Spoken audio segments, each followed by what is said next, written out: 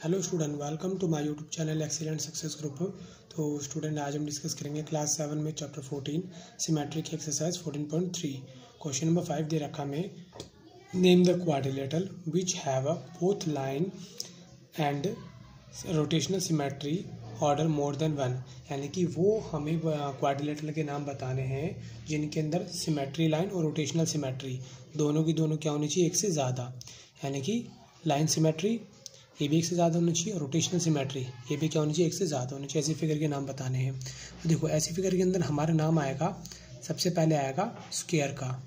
ठीक है, स्क्वायर के अंदर होगा ऐसा, रेक्टेंगल में होगा रेक्टेंगल, और अगला होगा हमारा रोम्बस। ठीक, रोम्बस। अब कैसे होगा उसको मैं आपको करके दिखाता हूँ अभी, ये किस तरीके से वर्क करता है। अब सबसे पहले चेक करते हैं rotational symmetry, line symmetry. Line symmetry का मतलब होता है कि ऐसी लाइन जो इस फिगर को इक्वली टू पार्ट में डिवाइड करे और दोनों पार्ट को एक दूसरे पे रखने पे वो पूरा एक दूसरे को ओवरलैप कर ले।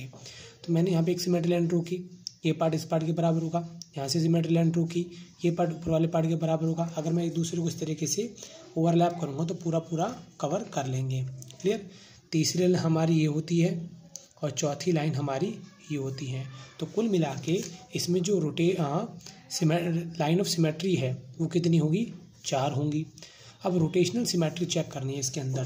तो देखो, रोटेशनल सिमेट्री चेक करने के लिए मैंने यहाँ पर इसको ए नाम दे दिया, ये मैंने ऑलरेडी यहाँ पे दे रखा है, ए नाम दे दिया। अभी फ़िलहाल हमारी फिगर ओरिजिनल की तरह नज़र आ रही है। क्लियर।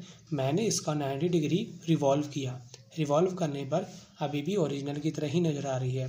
रोटेशनल सिमेट्री का मतलब यही होता है कि आपको उस फिगर को टर्न करना है। कितने में डिग्री टर्न करूँ, दिखने में वो अगर ओरिजिनल जैसी नज़र आ रही है तभी उसकी रोटेशनल सिमेट्री काउंट होगी। तो एक बार टर्न किया 90 डिग्री, सेम नज़र आ रही है। फिर दूसरी बार किया, सेम नज़र आ रही है। तीसरी बार किया, सेम नज़र है। जब तक हमारा पूरा एक रिवोल्यूशन ना आ जाए तब तक हमें इसको टर्न करना है। ये हमारा यहाँ पे था, एक बार वो टर्न किया तो मैंने कुल मिला के इसको 4 बार टर्न करने पर ये बिल्कुल सेम टू सेम फिगर ही नज़र आ रही है। तो इसकी रोटेशनल सिमेट्री कितनी होगी, वो भी 4 ही होगी। क्लियर। अब बात कर ली जाए रेक्टेंगल की।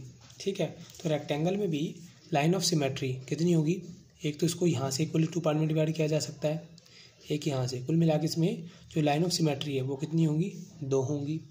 अब रोटेशनल सिमेट्री की बात कर ली जाए तो मैंने यहाँ पर इसको रखा, अभी दिखने में ओरिजिनल की तरह नज़र आ रही है। ए पॉइंट यहाँ पे मैंने इसको 90 डिग्री टर्न किया, क्या सेम नज़र आ रही है, नहीं, अभी तो सेम नज़र नहीं आ रही है।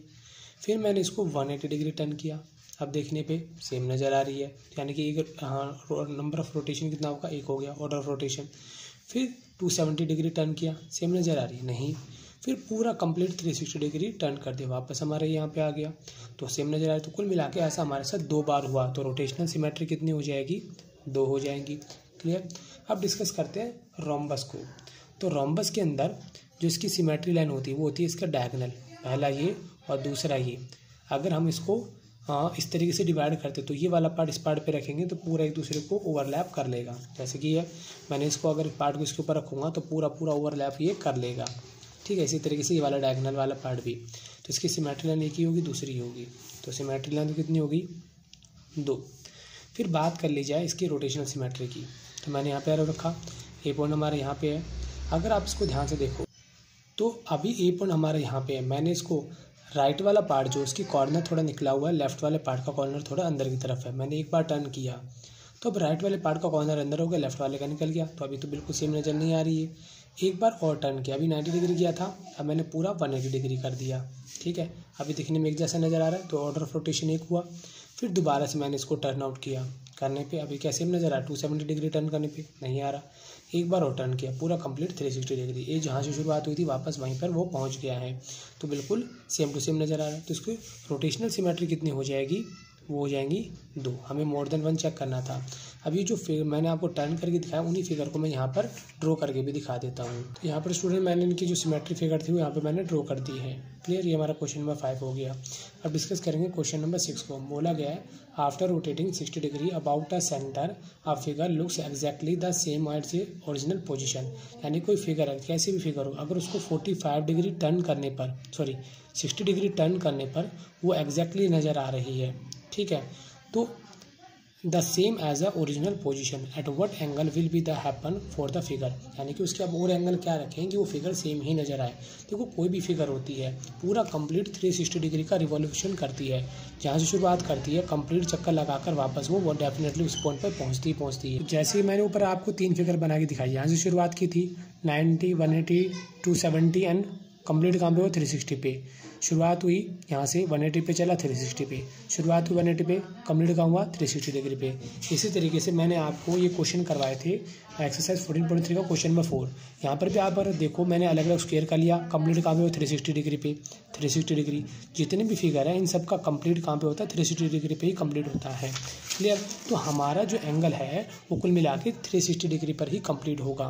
तो हम कंटिन्यूली इसी एंगल को, इसका मल्टीपल होगा नंबर, इसी को कंटिन्यूली इस तरीके से इंक्रीज करते रहेंगे। तो बाकी के जो एंगल होंगे वो 60 के मल्टीपल होंगे, जैसे कि 120 degree, 180 degree, 240 degree and 300 degree, 360 degree, सारे क्या होंगे इसके मल्टीपल होंगे। अब इसका एक एग्जांपल देता हूँ मैं। देखो जैसे मैंने आपको क्वेश्चन नंबर 4 में बताया था रेगुलर हेक्सागन, इसकी जो रोटेशनल सिमेट्री कितनी होती है 60 डिग्री के एंगल पे होती है, यानी कि ये 60 डिग्री पर टर्न करने पर हमेशा एक जैसा ही नज़र आता है। जैसे मैंने इसको यहाँ पर टर्न किया, इसकी रोटेशनल नंबर ऑफ ऑर्डर का रोटेशन जो होता है वो 60 डिग्री पे होता है। अभी फिलहाल यहाँ पे है, मैंने इसको 60 डिग्री टर्न किया, ये अभी भी ओरिजिनल की तरह ही नज़र आ रहा है। फिर 60 डिग्री टर्न किया, अभी भी ओरिजिनल की तरह नज़र आ रहा है। फिर टर्न किया, तो कुल मिला के इसको 6 बार टर्न करने पर यह हमेशा एक जैसा ही नज़र आएगा। ठीक है, रेगुलर हेक्सागन। देखो वापस जहाँ से हमने एक शुरुआत की थी वापस वहीं पे आ गया।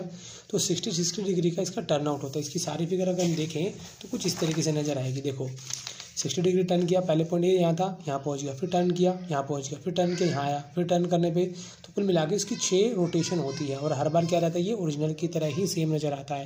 तो इसके नंबर ऑफ रोटेशन जो होता है, ऑर्डर ऑफ रोटेशन, वो कितने होते हैं 6 होते हैं। 1 2 3 4 5 6। आपको सिर्फ इसका पूछा अगला रोटेशन कितने डिग्री पे होगा वो बताना है, तो वो कितना पे होगा 120, 180, 214, 300 एंड 360 पे होगा। क्लियर। ये हमारा क्वेश्चन नंबर 6 यहाँ पे कंप्लीट होता है। अब डिस्कस करेंगे क्वेश्चन नंबर 7 को। देखो क्वेश्चन नंबर 7 जो है वो क्वेश्चन नंबर 6 से ही रिलेट करता है।